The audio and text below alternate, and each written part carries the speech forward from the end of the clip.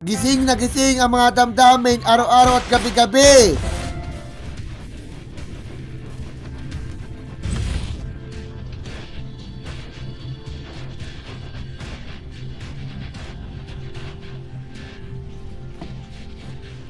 Rosel,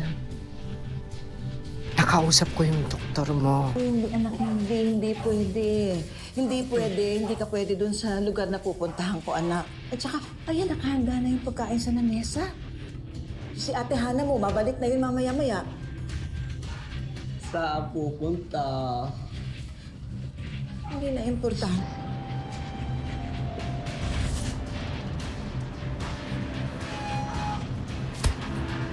Totoo yun.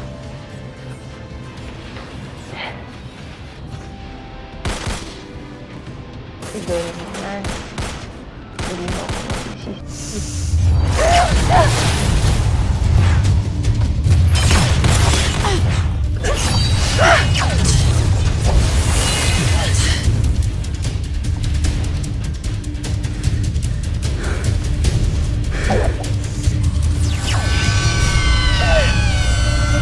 Isa-isahin ko kayo. Muli, siya po ay itinuturing na mapanganib at pinapayuhan ng publiko na mag-ingat.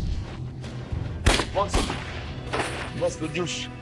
Yung contact ko, kaya doon tayong paalisin sa bansa na walang... Kaya doon tayong paalisin sa Pilipinas na walang problema.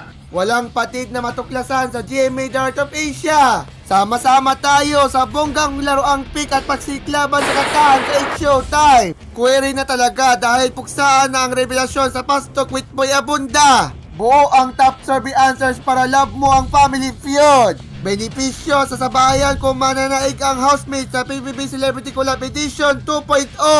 Sisilipin na ng NBI ang CCTV footage sa condo unit ni Rian Ramos at Michelle D.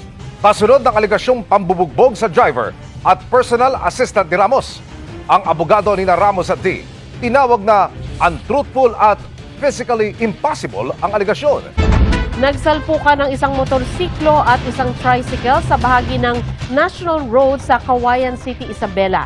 Paliko noon ang tricycle at nasa linya ng kasalubong na motorsiklo. Tumalsik ang rider. Ayaw paawat. Tuloy-tuloy ang makapigil hininga ang mga eksena sa ating GMA Afternoon Prime at GMA Prime.